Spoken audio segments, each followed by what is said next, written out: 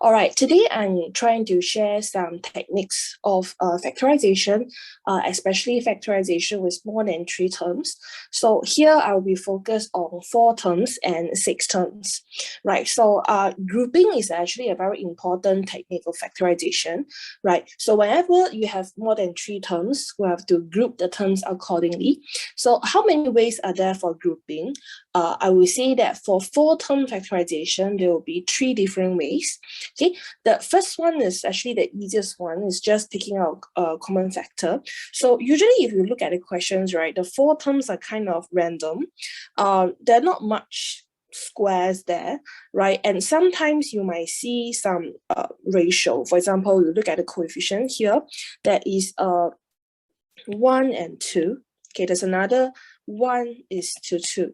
So whenever you see there's 2 pairs of fixed ratio, more or less this will be a factorization by taking out a common factor with grouping. The first one as well, I do observe there's some common factors here and there. There's y, right? There's z. So this kind of things usually is just pick out a common factor 3 times. You will be able to factorize it completely. So for example, the first one, right?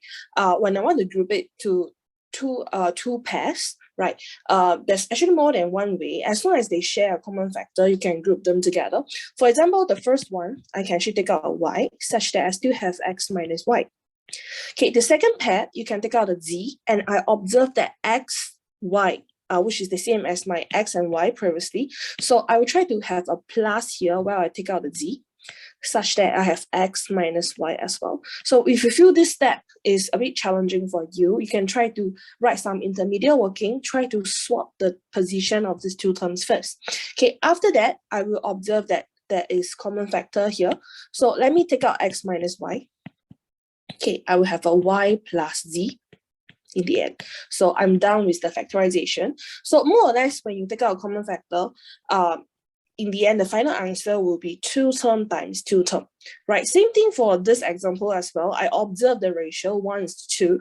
So the first 2 term, I will take out a common factor, which is x squared y, such that I still have x minus 2y.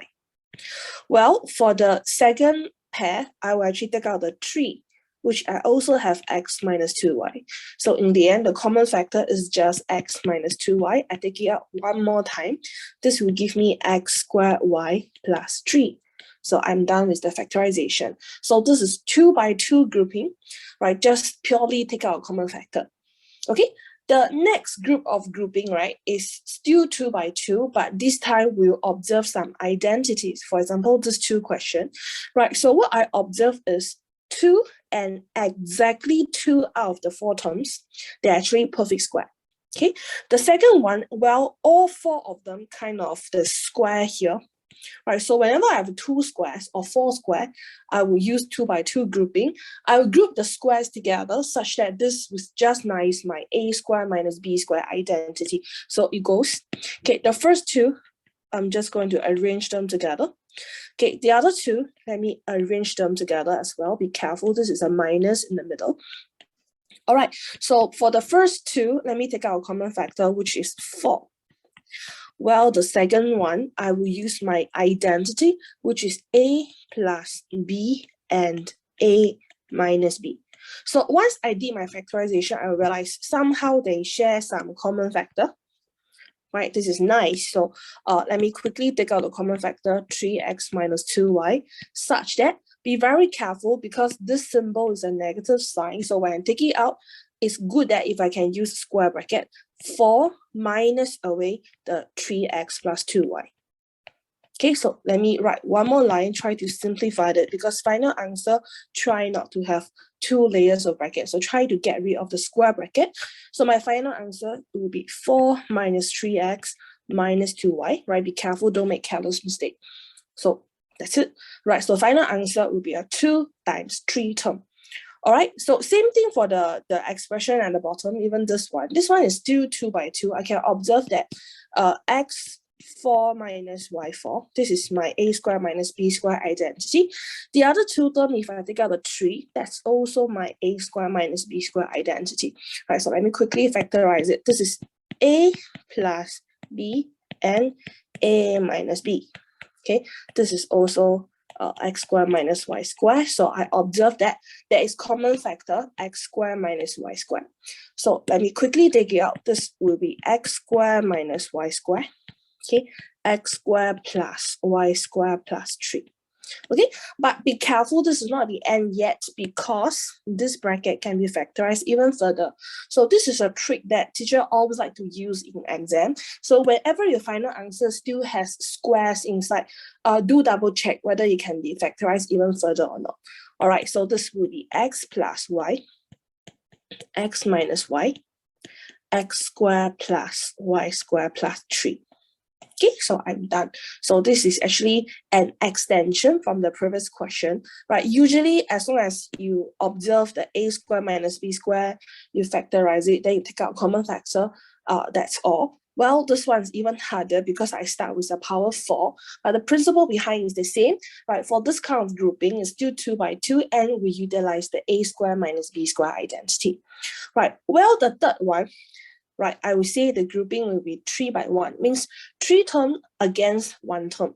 So how do I identify it? Very simple. You realize 3 out of the 4 terms, they're kind of perfect squares.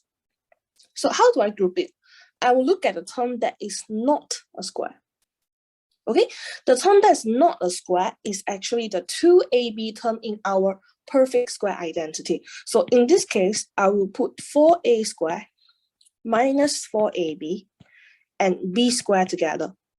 While the 9c squared, I leave it at the back, right? So the first 3 terms give me my perfect square identity, while the last one is just a square. So immediately I have a squared minus b squared identity. So it goes a plus b and a minus b. Right, so this is one of the hardest kind of factorization question. 3 by 1 is difficult to think of. That's why I would suggest to my students, always count the number of squares, right? When you see a question, how many terms are there? Okay, there are 4 terms. How many squares are there? Right, then you decide, is it 2 by 2 or 3 by 1? Okay, so for 3 by 1, why is it difficult? Because both identities, this is my perfect square, this is my a squared minus b squared. Both identities are involved, right? And sometimes people mix it up with the 2 by 2 previously. So you have to try, right? But always count the number of perfect squares, it helps, right? So let's try again, one more time. This time, right, is a 4x. So 4x is the 2ab term in the perfect square identity, which means you need to grab a square, x squared, grab the 4. Well, I leave the y square at the back, 3 against 1, right? So immediately, this is my perfect square identity, and this is a y square, nicely. So finally, this is a plus b and a minus b. Okay, so this will be 4-term factorization. Okay, so if you are interested, we can try to do some extension, right? Take some challenge.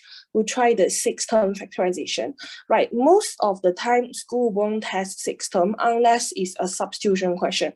All right, so let's explore 6-term. So I give you 3 examples, right? Let's take a look. The first one is the easiest one because it is already in order. Means later when I group it, I'll group the first 3, the 4th and 5th, and leave the constant at the back, right? So what is the principle behind, right? Number 1, the first 3 term is a perfect square identity, just nice a minus 2b squared.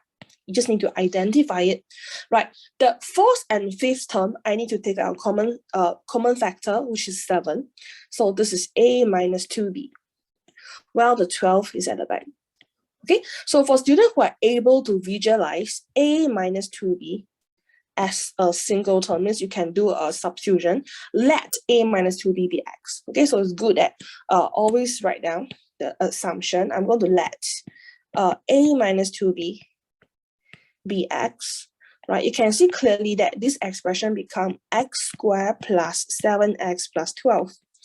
Which you can use your cross method or grid method to factorize it.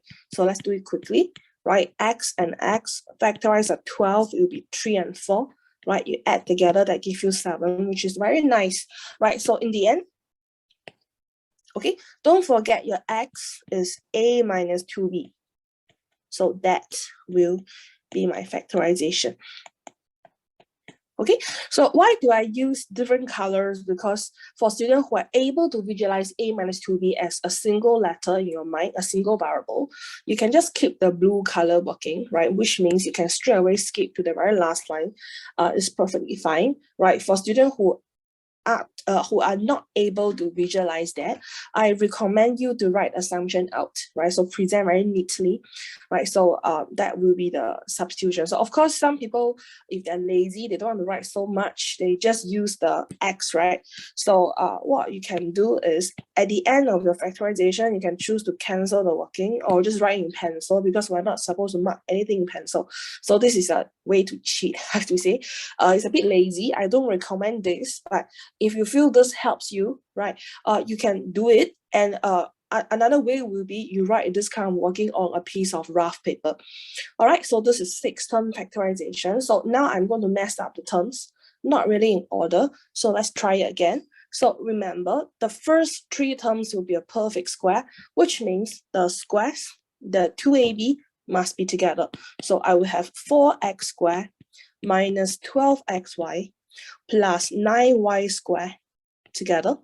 I will have the minus 4x and 6y together, while the constant I leave at the back, right? So remember what I said, right?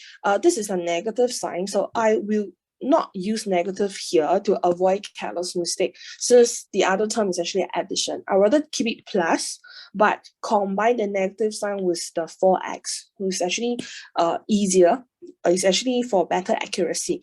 All right, so the first 3 term will give me 2x minus 3y squared, right? Well, the 2 term in the middle, if you want, you can take out a minus 2, such that is 2x minus 3y as well, right? Be careful with the sign. Okay, so then I reach the same step where I have to do my cross method. Same thing, if you cannot visualize 2x minus 3y as a single variable, you can really do a substitution. Oh, try not to use x, because this question already has s. So let's say we use a. So this is a squared minus 2a minus 15. You can factorize this first. This is a minus 5 and a plus 3. Okay, so when you write a final answer, what is a? Okay, a is 2x minus 3y. Okay, 2x minus 3y minus 5 and 2x minus 3y plus 3. And I'm done. Right, same thing. The working I write in black color, you can just visualize it as a rough work. Right, you can write on rough paper instead of your exam script, but this does help you with the factorization process. All right, so remember 3 by 2 by 1, that's how I factorize 6 terms. So I can make the question even harder by trying to hide the perfect square with a common factor. So let's look at the very last question. It's still the same trick. The squares and the xy must be together. Let me arrange first. 18x squared minus 12xy plus 2y squared, right? Well, the x and y appear in the middle. The constant, leave it at back. All right, so how do I factorize it? Observe that there is a common factor to be taken out. Usually taking out a common factor is the very first line or sometimes the very last line. So I always check whether there's a common factor or not, right? The first 3, I can take out a common factor of 2. So this is 9x squared minus 6xy plus y squared, which I can see 961, definitely perfect square. Right, because 961 is 31 square, so I look at the coefficient 961. Okay, this is definitely a perfect square identity. Well, the second bracket, I take out the 5. That's 3x minus y. Okay, same thing. If you are not able to visualize 3x minus y as another variable, right, I do suggest you do some rough work, right? Try to write the substitution out. Okay, you can do it properly. Let 3x minus y be another letter, says a. So this is 2a squared plus 5a minus 12, right? Once again, you can use your cross method to factorize it, or you can actually use calculator if you want, right? But usually I will just use inspection, right? 2 is a prime number, so 2a times a. 5 is odd, so when I factorize 12, I will take 3 and 4. So 4 here and 3 here, plus 8 minus 3, just nice is a 5. So I'm done with the factorization. So once I finish the factorization, this one is slightly harder because there is a 2a here. Okay, so for the final answer, I will use square bracket first. It's 2 times of my 3x minus y, because my a is 3x minus y.